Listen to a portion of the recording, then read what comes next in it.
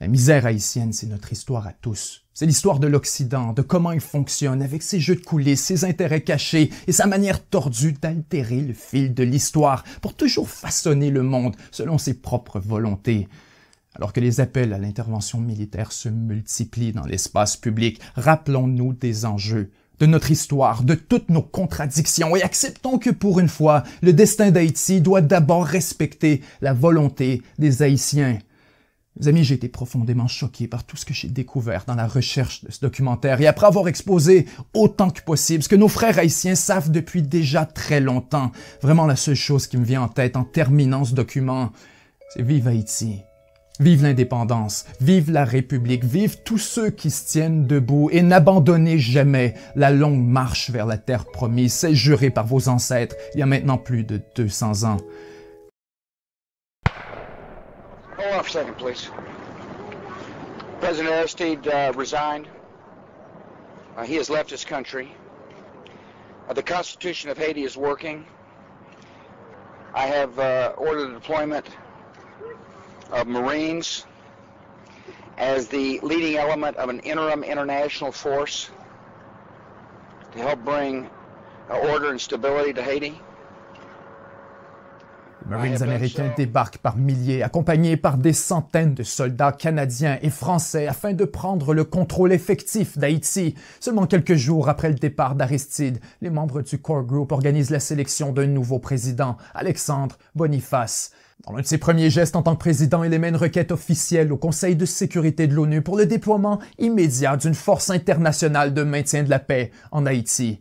Pour certains, c'est surtout un moyen de prêter de la légitimité à l'occupation militaire du pays par les forces étrangères. Quant au poste de premier ministre, on sélectionne un ancien fonctionnaire de l'ONU, alors résident des États-Unis, Gérard Latortue. Quelques jours à peine après son arrivée au pouvoir, Latortue est reçu à l'Élysée par le président Jacques Chirac, où ils annoncent ensemble qu'après mûre réflexion, l'État d'Haïti renonce à la restitution. Afin d'anéantir toute forme de résistance au coup d'État contre Aristide et garantir la stabilité du nouveau gouvernement, les forces de l'ONU lancent des attaques armées dans les quartiers les plus démunis d'Haïti, faisant des centaines de morts. Les casques bleus sont alors accusés de nombreux crimes de guerre, notamment d'assassinats politiques et d'une multitude d'abus sexuels qui, à ce jour, demeurent largement impunis.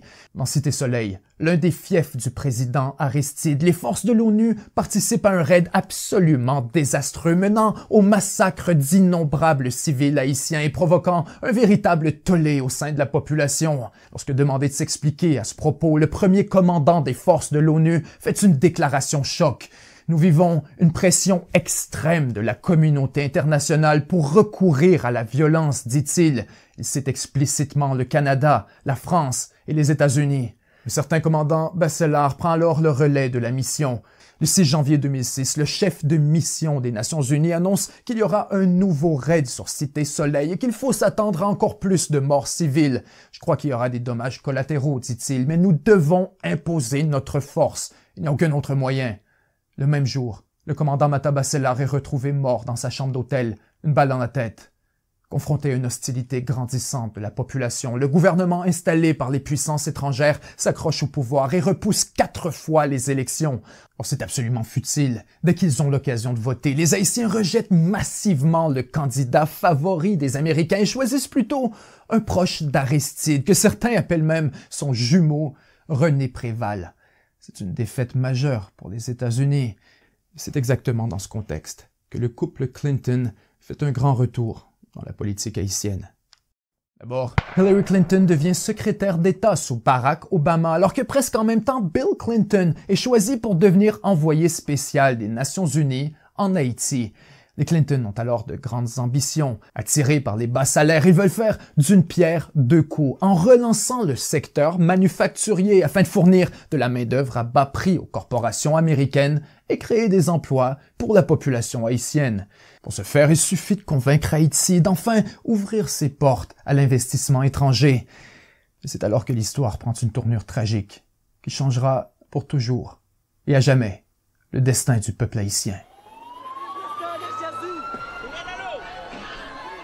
Le 12 janvier 2010, 16h53, la terre tremble, et en quelques heures, la misère haïtienne devient un véritable enfer.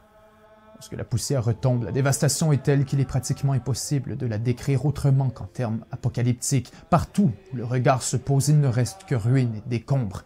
Ultimement, quelques 150 000 personnes sont tuées, alors que plus d'1,5 million d'Haïtiens se retrouvent sans abri.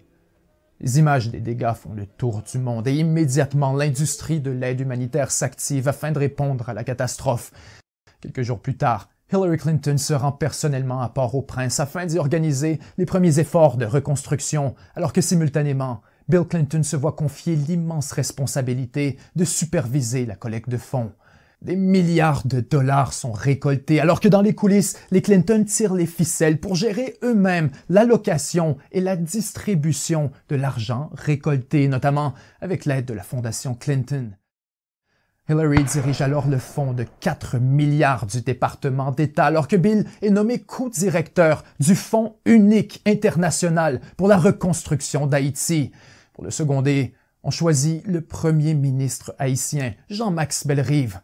Ensemble, Bellerive et le couple Clinton sont rapidement accusés d'avoir recours à plusieurs stratégies de collusion et de corruption afin de s'enrichir personnellement sur le dos de la catastrophe.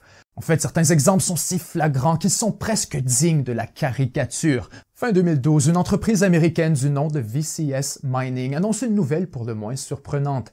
Elle affirme avoir obtenu du gouvernement haïtien les premiers permis afin de miner de l'or en Haïti depuis plus de 50 ans. Plusieurs sont stupéfaits et se demandent comment c'est possible. Or, on apprend plus tard que Jean-Max Bellerive, le co-directeur de Bill Clinton, a reçu 8 000 $ de la part du patron de VCS Mining et que ce même patron a aussi versé quelques 20 000 $ à la Fondation Clinton afin de devenir membre officiel du Clinton Global Initiative. Pire encore, on apprend que Jean-Max Bellerive siège directement sur le conseil de VCS Mining, exactement comme un certain Tony Rodham, nul autre que le frère de Hillary Clinton.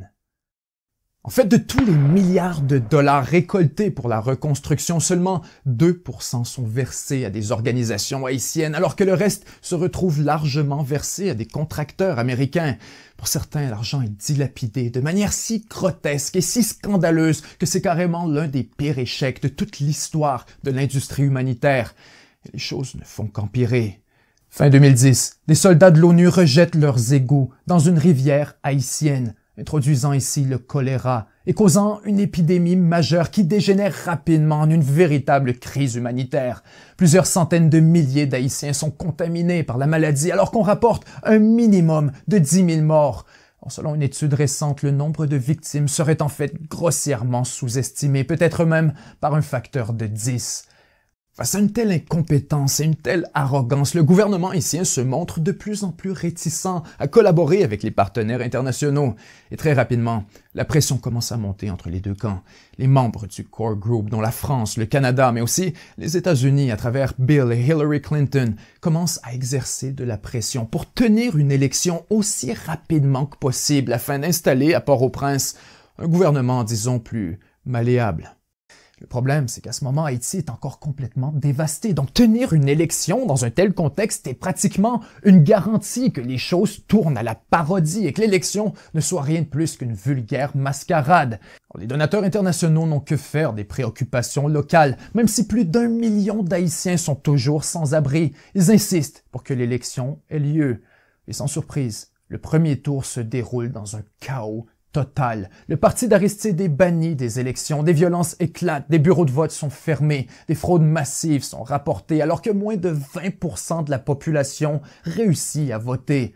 D'après les premiers résultats, Michel Martelly, le candidat désigné personnellement par Bill et Hillary Clinton, est éliminé dès le premier tour. Or, les États-Unis, le Core Group, contestent les résultats. Ils imposent un recomptage dont la méthode est encore aujourd'hui largement dénoncée par les observateurs indépendants. Et tout d'un coup, Martelly est qualifié pour le deuxième tour, alors que les résultats initiaux sont renversés sans la moindre justification. Plusieurs demandent alors de retarder la tenue du deuxième tour, le temps qu'un scrutin décent puisse être organisé. Or, Washington refuse. Barack Obama menace de bloquer l'aide humanitaire, et ce, malgré l'état toujours catastrophique de la situation sur le terrain. Lorsque Martelly est officiellement désigné président à l'issue d'un deuxième tour tout aussi controversé, il affirme qu'Haïti est maintenant ouverte pour les affaires et comme premier ministre, il choisit le chef d'état-major du bureau de Bill Clinton, Gary Conille. Pour certains, c'est alors le pic total de l'influence Clinton en Haïti, alors que le président et le premier ministre sont tous les deux des protégés directs. Des années plus tard, le secrétaire de la commission électorale haïtienne avouera publiquement que les élections de Martelly avaient été truquées par l'Amérique. Une fois au pouvoir, Martelly se rend immédiatement à Washington afin d'y rencontrer Hillary Clinton, mais aussi des officiels de la Banque mondiale ainsi que du Fonds monétaire international. Ultimement, face à l'hostilité grandissante de la population, Martelly n'a d'autre choix que démissionner, ce qui veut dire que pour gagner la prochaine élection, Washington doit trouver un nouveau candidat. Ils choisissent alors un certain Jovenel Moïse. Ils l'introduisent sous le même parti que leur protégé Michel Martelly. Plusieurs dénoncent une fois de plus des fraudes massives, alléguant un véritable coup d'État électoral en provenance de l'étranger, mais sans surprise, le conseil électoral sponsorisé par Washington conclut que malgré plusieurs irrégularités, Moïse est bel et bien le nouveau président. Comme prévu, dès son arrivée, Moïse se montre un allié indéfectible de Washington. Il relance l'armée, impose la rigueur fiscale pour payer les banques, il rejette la Chine et se range même avec les États-Unis face au Venezuela. Washington ne peut rêver d'un meilleur protégé. Le seul problème, c'est que dès 2019, les conditions de vie se dégradent rapidement en Haïti, alors que l'inflation fait des ravages et que le gouvernement Moïse est de plus en plus contesté. On accuse le président de corruption, des scandales massifs sont exposés au grand jour et de plus en plus, Jovenel Moïse est forcé de payer et d'équiper des gangs criminels afin de réprimer les manifestations. Avec l'appui secret de l'État, ces gangs deviennent rapidement de véritables organisations paramilitaires avec un contrôle grandissant sur la société haïtienne. Étant donné la controverse initiale face à l'élection de Jovenel Moïse, il existe un débat intense quant à la durée de son mandat. Rapidement, le conflit tombe dans l'impasse et le gouvernement devient dysfonctionnel alors que Moïse s'accroche en repoussant les élections et en dirigeant par décret. La tension monte. Dans les coulisses, on entend des rumeurs de complot et de coups d'État contre le président. Finalement, la nuit du 7 juillet 2021, Jovenel Moïse est assassiné par un groupe de 28 mercenaires venus de l'étranger. On apprendra plus tard que les hommes ont été recrutés par une firme américaine du nom de CTU Security, la même entreprise impliquée dans la tentative d'assassinat du président vénézuélien Nicolás Maduro en 2018. Encore aujourd'hui, plusieurs théories compétitionnent pour expliquer les événements, mais la théorie la plus fréquente demeure la suivante. Avec l'appui au moins tacite des États-Unis, du Core Group et de la bourgeoisie haïtienne, un homme du nom de Réginald Boulos aurait organisé et financé l'assassinat afin de lui-même s'installer au pouvoir. Non seulement Réginald Boulos est un fervent opposant de Moïse et lui-même un candidat aux élections présidentielles, mais encore plus, c'est l'un des principaux supporters des coups d'État de 1991 et 2004 contre Jean-Bertrand Aristide, en plus d'être un proche collaborateur des États-Unis, ayant siégé auprès de Bill Clinton sur le très fameux Fonds de reconstruction haïtien évoqué plus tôt. Les courriels ayant fuité sur Wikileaks ont également démontré que Boulos collaborait secrètement avec l'équipe d'Hillary Clinton pour manipuler les résultats de l'élection présidentielle en 2010 et 2011. Boulos nie toute implication dans l'assassinat. 2 jours avant les événements, il retient les services d'un lobbyiste afin de représenter ses intérêts à Washington. Lorsque Moïse est remplacé, le premier geste du nouveau premier ministre est de déclarer un état de siège et quelques heures plus tard, il demande officiellement, au nom d'Haïti, une intervention militaire des États-Unis. Bien sûr, les Haïtiens sont en colère et totalement opposés à une telle idée, donc le Sénat désigne un nouveau président. Les États-Unis s'y opposent et installent plutôt Ariel Henry, qui sans jamais avoir été élu devient président et premier ministre avec plein pouvoir sur les affaires du pays.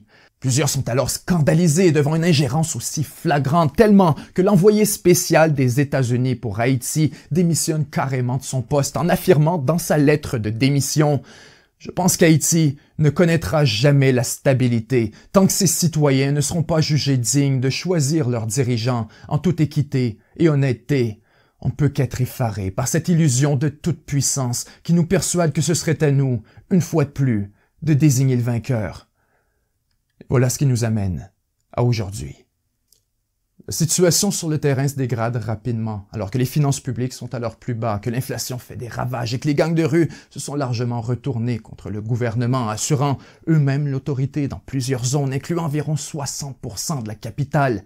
Sans surprise, les gouvernements occidentaux sautent sur l'occasion pour présenter Jimmy Barbecue comme un véritable Ben Laden des Caraïbes et réclamer une intervention militaire sous un prétexte supposément humanitaire, et ce, malgré l'opposition farouche du peuple haïtien. Chers amis, soyons lucides et voyons la réalité pour ce qu'elle est vraiment. Ce qui se prépare actuellement sous nos yeux, c'est carrément une nouvelle invasion militaire d'Haïti. Non pas pour défendre les intérêts des Haïtiens, mais bien pour défendre les intérêts stratégiques, économiques et géopolitiques de l'Occident.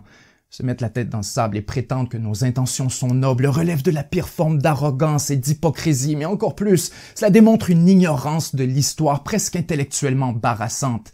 Étant citoyen canadien, j'ai honte des actions de mon pays. J'ai honte de ma civilisation. J'ai honte de l'indignité, de l'impunité, de la complaisance, mais aussi de toutes les choses qui n'ont pas pu être ajoutées dans ce documentaire afin d'en préserver la décence face à la censure.